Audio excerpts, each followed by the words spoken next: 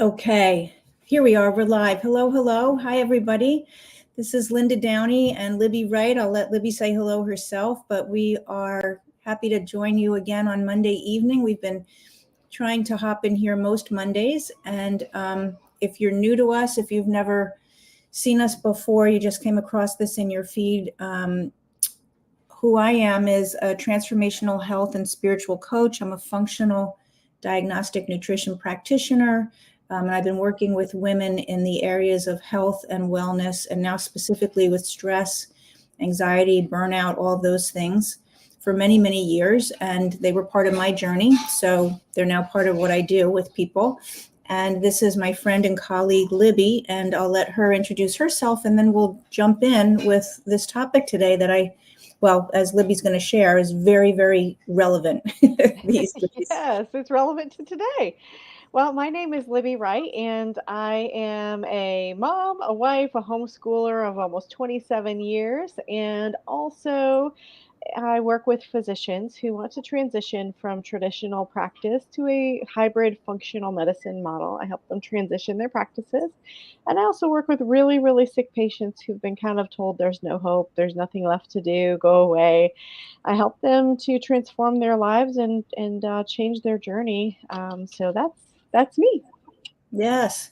So we are really happy to talk about this topic tonight because I can't imagine that it doesn't affect everyone. Because really, as a human being, there's no way that we get through life without sustaining some wounds, without having experiences that wound us. And what happens as a result of those wounds can really vary from person to person. And that includes actually healing them and having that trajectory be possible. But we want to talk first about like what it looks like when we have these wounds that we haven't addressed, that we haven't healed, and then how that can show up in your life. Yes, yes, it's a great topic. Yeah. So when I say a wound, I just want you to think of even a physical wound, right? If you were cutting onions tonight for dinner and you sliced your fingers and you sustain that wound, there's a lot of ways that could go, right? It could get infected. It could not get infected. But it could heal badly, just like, maybe it needed stitches and you never got the stitches, or it could heal really well and you hardly even could tell that it ever happened. And the wounds that we're talking about are the wounds that show up in our lives due to experiences.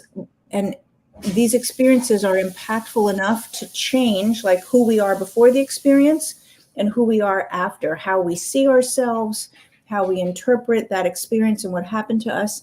All of that is part of the process. So that's what we want to talk about. And Libby, when we decided to do this topic today, Libby actually said, I have a really great example that I could share. And I'm sure I could come up with one too if I thought for 2 minutes, but I'm going to let you go ahead and share yours.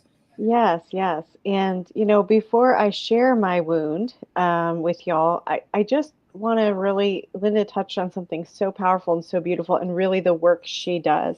I have the opportunity and privilege every day of kind of being the front lines with Linda's clients or prospective clients by, just talking through where they've come from. And, as Linda said, none of us gets out of this without some struggle or drama. It doesn't matter, how charmed our life has been. Even as little children, sometimes we'll misinterpret what we've seen, what we've heard, what we've experienced. And so I just want to point out that, we as humans are incredibly resilient people. And when we come across a wound, sometimes we just come up with coping mechanisms to deal with those. And instead of dealing with it head on or recognizing it's a wound, especially when we're little tiny children, little tiny humans trying to figure out the world, um, often we don't have the right tools in our toolkit to know how to handle it. And we don't even realize that this does put us on a different trajectory.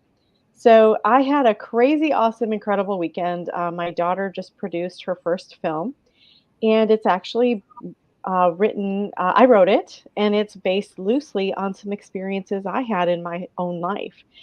And probably, there were some traumas that happened during that period of my life that we explored in this show, and it probably triggered me a little bit and I didn't realize it.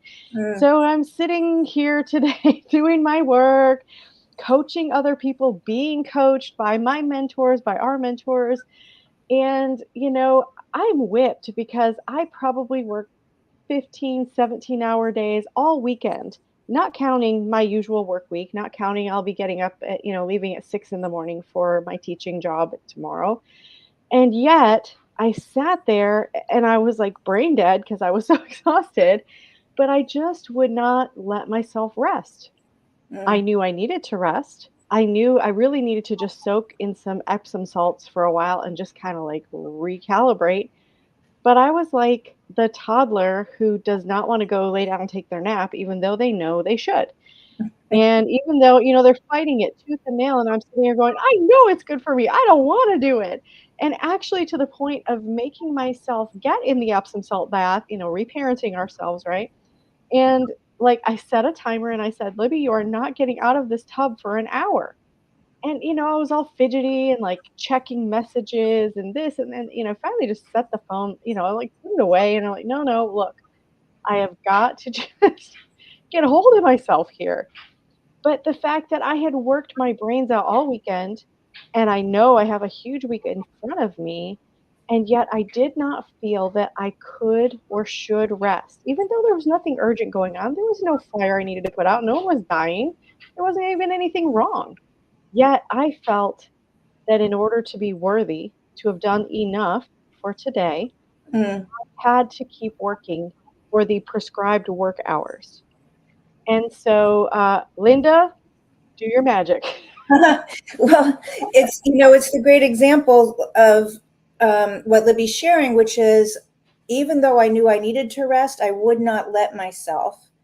That is a way that we cover a wound. So let me go back to you cut yourself with a knife. There's the wound, right? We cover that up and we cover that wound up, and then we're walking around with these cut fingers. And maybe you reach for the doorknob and like, oh, that hurt, right? It was just reaching for the doorknob, but you forgot or you've covered it up and then you're not paying attention to it. The cover up is the thinking of, I need to keep going even though I should rest. That's the cover up.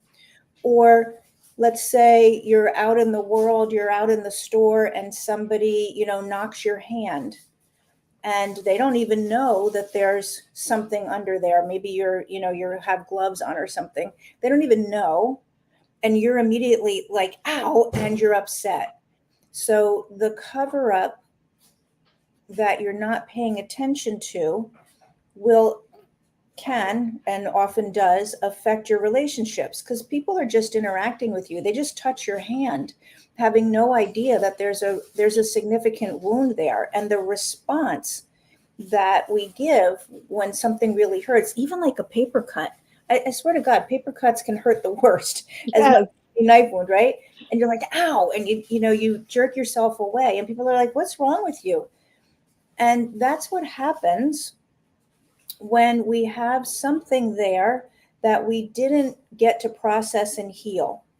So the covering up is blocking, and this is where it'll deviate a little bit from the knife wound because the covering up will block the actual healing that needs to happen.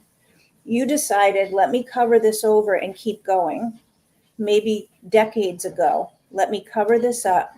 This feeling of um, I'm not measuring up. I'm not good enough. I need to keep going so that I can get acknowledged, maybe from my parents, maybe from my dad.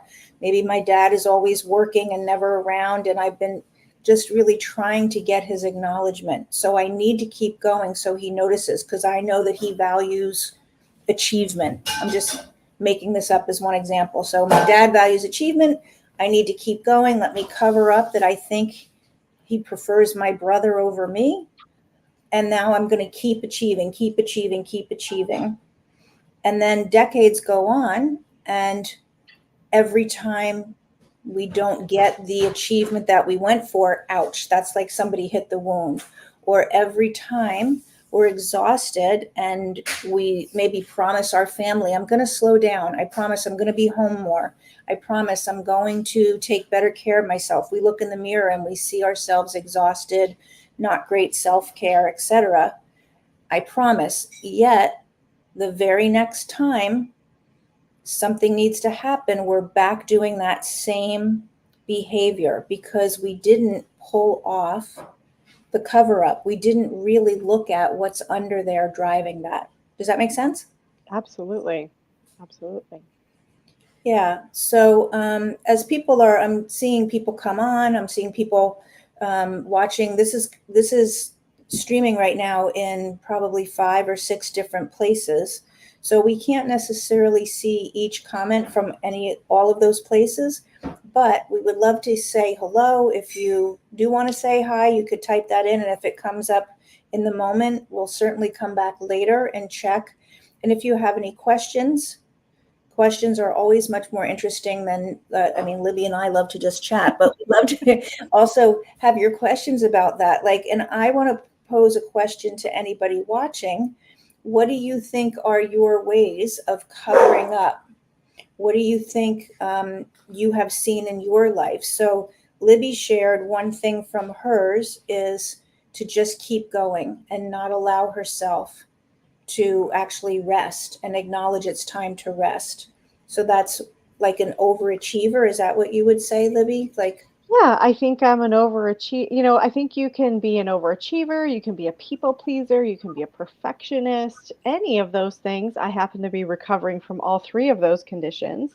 Um, any of those, all of those can create this cycle. And, if, maybe you had a wonderful childhood, maybe it wasn't anything to do with, your parents, maybe you had a rough relationship in high school, in college, maybe you had maybe it was a love relationship, maybe it was a professor, maybe, I mean, it can come from anywhere. And it can even be things that the people never intended to harm you. It's not always that someone was mean and abusive and horrible to you. Sometimes it's the way we perceived it. And I love when Linda talks about this, how she talks especially about very early childhood, how we assign meaning to things that we don't understand. And, I got to thinking back about, I was one of those kids that was a smarty pants and I was a firstborn. And so because I was a smarty pants and reading at 5 and I was a firstborn, so I really wanted to please, I really wanted to overachieve. I'm sure I'm the only one who experienced this, but just for the maybe one or two other people out there in the world, joking.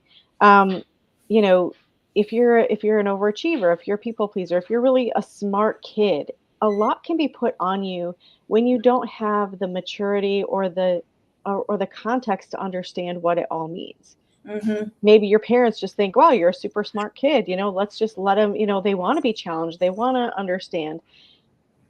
And maybe they don't help you gain the skills to know how to, okay, well, I love you no matter what. I treasure you no matter what. You don't have to always do. Sometimes you just need to go be a little kid and go play. Yeah. And I've found in my reparenting, oftentimes when I'm like I was this afternoon, like I force myself to go play, go do Mm, something fun, go do something enjoyable because I'm trying to reteach myself that, like, look, I mean, I've been on this earth almost 50 years. There will always be another job to do. There will always be another task. There will always be another thing that should be done, especially if you're a mom, if you're a wife, if you're a, career person. I mean, it never ever ends. And, on the set this weekend, by the end of it, they were all calling me mama because I was just like taking care of everybody on there. And I love doing that. That's awesome. And we also have to take some time to recharge our batteries. And I feel like that's the part of me that did not get encoded properly for whatever reason, um, in my early life. And, again, nothing, mom and dad, if you're watching, it's not anything to do with you. It's just the way I interpreted what was going on in the world. And so when we think about that, the great news is no matter how you were encoded, no matter what you perceived the world should be, you are an adult now. You are a grown man, a grown woman, and you get to choose how you interpret what's going on around you, and you get to write the rules. That's what's so cool about this amazing life we live. We get to write the rules. We get to assign meaning. And so really what I had to do today was sit back today and say, okay, what meaning am I assigning to feeling like I have to work my brains out? Like where is this coming from? And once I really started examining that, I was like, "Oh," and, like, getting curious and not judging, right? Because we perfectionist, people pleaser, overachiever people also tend to judge ourselves pretty harshly, more harshly than anyone else. And just recognizing that, hey, like, what meaning am I assigning to this? Yeah. Paying attention to that and then going, "Okay, well, is that what I want to assign to it? Is that what I wanna model to myself, to my family, to my colleagues, to my clients?" And really thinking through that, it can be really transformational because sometimes there's a lot of meaning in there that just kind of accidentally sneaked into the code and was maybe never even intended to be there. Yeah. When you were speaking about that, I was thinking of just this past week. It was the end of last week. I had a one-on-one call with a client, and she had a sibling, a sister. I don't know the birth order, whether she was older or younger, actually, but her sister had a lot of issues like anxiety, even depression as a child, and Mhm. took a lot of the family's attention, and there was stress in the household because of the sister. And it made me think about my own household now as a mom, because I have a daughter who passed away in 2019, and her whole life from the moment she was born till the moment she passed was very medically fragile, big catastrophic health issues. And my son had to play a second role, a secondary role in the household. Her needs were bigger, and he stepped up really great. My client from last week, she did the same thing. She said, so there was no anything bad. Her mom actually used to call her the golden child because she was the one that she made everything easy. She knew that the household had more than it could handle. Same with my son. He knew we were stressed beyond what we ever thought we could deal with. We had no idea what was coming year after year after year for 15 years. So he really made himself smaller in some ways. Like, no, I'm not going to do that because I know you might not be able to drive me, as a 7-year-old or a 9-year-old. Yeah. And so that's a covering up. So the wound there doesn't look like a wound, maybe, in how we just talked about it, but the wound is, I'm not as important. Mhm. And in that moment, or in those years of childhood, when you have a sick sibling, it's not that you're not as important, for sure, but what we have and what we need to pay attention to, her needs are bigger right now, right? So Right. there's a difference. That doesn't mean you are not important, but it's a really classic case, siblings in those kinds of situations, as my client recognized in our call last week, is she became the golden child everywhere. Like, I need to keep myself small, so not speak up when I need something. I need to just make it easier for my parents. They're already stressed to the max. And then as she went through adulthood, right up until her marriage today, was always looking to make things better for those around her and control things. What's so interesting, though, is her husband was not happy with her being controlling, Mm. right? She's trying to control because she learned when she was young, if I can show up a certain way, it makes my mom happy, and I want to do that. But it didn't make her husband happy at all. Right. He felt controlled. So that's another example of how we cover up. The wound was, my needs are not as important. The cover up was, I'm going to make it easier for these people that I love, and I'm going to be the golden child and always do everything right and not say when I need something, and actually do everything I can to control. So that's another Mhm. possible cover up. So we're talking about, if you connect the dots, like Libby's saying, like exhausted, overwhelmed, burned out, self-care. So that clearly translates into health, right? If you do that enough years in a row, you're going to have chronic health issues. We can't see everybody, but raise your hand if you feel like you've had chronic health issues. Libby and I have, right? Fatigue, exhaustion, digestive issues, autoimmune. It will branch out depending on the depth and the length of time. It's only a matter of time because your body cannot sustain that and keep its function going. So it's going to affect your health, which is why Libby and I both do what we do. Libby helps doctors really broaden their skills and shift into ways that they can help people truly, truly heal and change their lives. And I do it in a different way, but it's because of our own journey. It will also affect your relationships. My client with the husband, right? And people themselves within their own behaviors of their cover up become resentful. They become resentful that they're doing all of this, but they don't see that they're the ones doing it. It's like, well, I have to, I have to do this or it doesn't get done, or I have to handle that. And that's another place to, as Libby said, get curious. Is that really true? Is it really true that it has to look the way that it looks? Yeah, So, and another great question too is, just because I've always done it that way, does that mean that's the way I have to continue doing it? mm, Because, for most of my life, it was all about, like I would just kind of put my needs to the side and really wanted, I just generally love to love on people, which is true. But then I got out of balance with it and it became my identity and it became, unhealthy.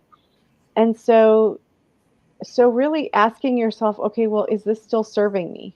Where mm, did this, so there are questions. Is this still serving me? Where did this happen? Where, if I can close my eyes and go back to think about the first time I felt this feeling that I can remember, what was going on? mm, Did I make any vows or promises to myself around this? Like, I'm never going to, like maybe in my case, someone way back when, if I really thought about this, I don't remember it, but I'm just using it as an example. Maybe someone came to me and said, "Oh, you're lazy." Okay, I'm never going to let anyone call me lazy again. mm-hmm. That's a great example. And so, okay, so then what does that translate into? Just work myself into the ground. It doesn't matter how I feel, it doesn't matter what I need. It's just simply that I will never be called lazy again. Yeah, I will never be the one. I'll be the last man standing every time. yeah, And I mean, I don't think that's really what happened to me, but I mean, it's just an example of how you might have framed it, how you might have put a vow in your head of like, this is, I will never allow for that. Anytime there's a never or always check out for a vow that maybe you made even as a child. yeah, um, because oftentimes we have ourselves bound up in contracts with ourselves that we don't even realize. And it yeah. impacts not just us, but generationally, it impacts. I Huge. know for a fact when I worked on, my health journey, I recognized that there were things going back to like my great grandparents that I knew about. I knew there were vows they had made, and I knew it was impacting me. It's really interesting if you get curious about that too. I know I'm going on a tangent, but No, no, no, no. It's all connected. yeah. And to your point, I have this other client. There's two examples I want to think of, but or I thought of that I want to share. But one is I have a client who, in our work together, she said, when I was growing up, my dad, the motto in our family was, um, other people may be smarter, but no one will ever work harder than us. Mm, And that's what he always said since she was little. No one works harder than us. And she has been working harder than anybody she knows for 50 years mhm, and has not had a lot of fun in her life, hasn't had a lot of joy and just spontaneity. She's been like mhm, anxious, worried, stressed, and working hard. That's it. mhm, So that's speaking to your, whether it's a vow that you yourself made or just living into something that you heard, again, generationally. I want to switch gears a little bit because what we're talking about is like stress and anxiety and overworking and people pleasing. But another way that we might cover up a wound is to guard our heart. Hmm. And that was a different client that came into my mind as you were talking. And we just did some work in the last few days together because her wounds do come from childhood. And the way that it's showing up now is in her marriage because she has learned to very, very much guard herself. She doesn't let that wall come down for her husband. She's doing better for her kids, but she's very guarded and doesn't want to be. Like, she's not happy about that. Yeah. And by the way, has had an experience with cancer. So when we talk about the health ramifications, the immune system, when Yes. we shut down and guard and we are not allowing love and we're not allowing our true self-expression, the immune system cannot work. Yes. So that's what she's been working on, but really, really her covering up was to guard and Yes. overachieve. She definitely does all that other Yeah. stuff too. Yeah. But Yeah, I yes, mean, the wounds can show up in so many different ways. I mean, you can even be the comedian of the family or yeah, of the boss and of the office, and that's your guard. I mean, we are infinitely creative beings, and we can find all sorts of unique ways to cover over things that we don't want other people to see, that we feel like are messy or, we don't like about ourselves or our wounds. And so, like and, sometimes we can so artfully cover over it that we don't even realize that's what's going on. yes, And so, like for me, that wound that I kind of uncovered today, like I always joke, like Linda and I are like the Israelites who like wandered the desert, 40 years between the two of us, right? We each had our 20-year wander in the desert. So like we've been at this a long time, and you would think there cannot be like a bush or a shrub or a leaf that we haven't looked under yet. okay, But it's interesting because it's like an onion, and we just get into those layers. And so, even, we're being vulnerable here and sharing our situation because it never ends.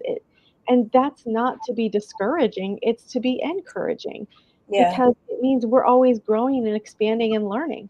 And we are freeing ourselves to another level by yeah, me sitting in that Epsom salt bath, as silly of an example as it is, and forcing myself to take care of me and really look at, okay, why am I like, what's going on here? I gave myself a gift. yeah, Years ago, I would have just said, no, I'm going to keep working. And, when I drop, I'll fall into bed like a cut tree, and that's just it. But instead, I got curious and I said, no, like, what is driving this? yeah, And it allowed me to mature and grow and peel back another layer that I really didn't even know was there. yeah, And, it's not the big gaping hole anymore. Maybe it's more like a paper cut, but to Linda's point, it doesn't mean it doesn't hurt. It yes, just means maybe I didn't chop my hand off, that is maybe not a wound that big, but it doesn't mean it doesn't hurt, and it doesn't mean it doesn't need to be addressed. If I get a paper cut and it gets infected and I get septic, it will still kill me. Doesn't right, matter how small that original little wound is. And so pay attention and get curious and just open yourself up to the idea that we all have wounds, but they're not fatal and they're not permanent if we're willing to do the work and we're willing to meet it head on. And that can feel scary sometimes. And so I want to just lay out to you the fact that, Linda and I wandered through a lot of this desert by ourselves, mm, just trying to figure it out alone. And I mean, I literally found this one course, and I was a caregiver for a couple of my kids that got really, really sick for several years, to the point where I couldn't leave their bedside for like several years. And they would get really stressed out whenever I was not happy and bubbly, and, talk about some wounds there. That was rough because I couldn't show how I really felt. And so I literally would find this course online, and I would go do it in the closet and like cry and do all this stuff when they were asleep so that they didn't have to see me feeling the pain I was feeling around my child being so ill. yeah, And, I had to do that alone because I didn't know any better and I didn't have any resources. And I just want to point out to you today that we every single day talk with clients who are going through the rough stuff, who are trying to work through their wounding, who are not just trying to work through their wounding, but they're actually conquering it and overcoming it. They're becoming free. And I just want to point out, and maybe Linda, you can put this in the chat, that we have a free breakthrough session we do with you. It would be either Linda or myself, where we talk through this and we go deep. We invest in you for 45 minutes to an hour, really talking through where do you need help? What does your life look like right now? Where are the trouble spots? What would you like to see in your ideal state of the future? And if we can help you through it, great. If not, we can point you to some other resources. We just want to point out to you that if this has touched you, if this is something that resonates with you, you're not alone.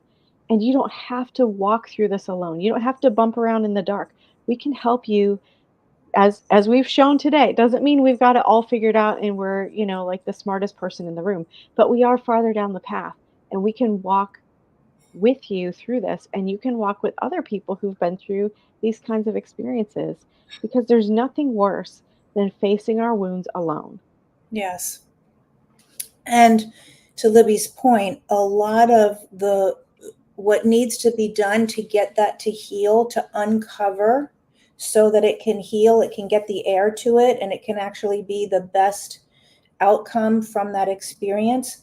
A lot of that occurs in what we call your blind spots. You can't see that yourself. Yes. And it really takes somebody who knows what they're looking for, not only who's been down the path already, but also knows what to look for, because so much of it is just part of patterning and part of the way life has always been, that it's very difficult, if not impossible. I would say some of it even is impossible to actually see by yourself. You can't read the label of a jar when you're inside the jar, right? Yes. Here, you can't read it. It's just Yes. not possible. So, and that's where the instructions are, right? So, please, I did just put the link there, but please reach out. And if you're interested in having a conversation with us, click that link. And there's lots of ways that we work with people. Really, it's not just one way. So it's worth a conversation if you are really ready to have your life go in a different direction. Absolutely. Well, that's awesome. Well, Yeah. thank you so much for this time, and thank you for doing a little mini session with me, Linda. I feel a little better now. Yeah. Thank you for being vulnerable, Libby. Of course. We decided to do this topic today, and Libby said, "Oh, I have the perfect example for this conversation." So, thanks. We all do. I do too, many times over. So, okay, we'll see you hopefully next week. And yeah, please drop any comments, and we'll make sure we get back to you. All right. Have a great evening. Thanks. Good night.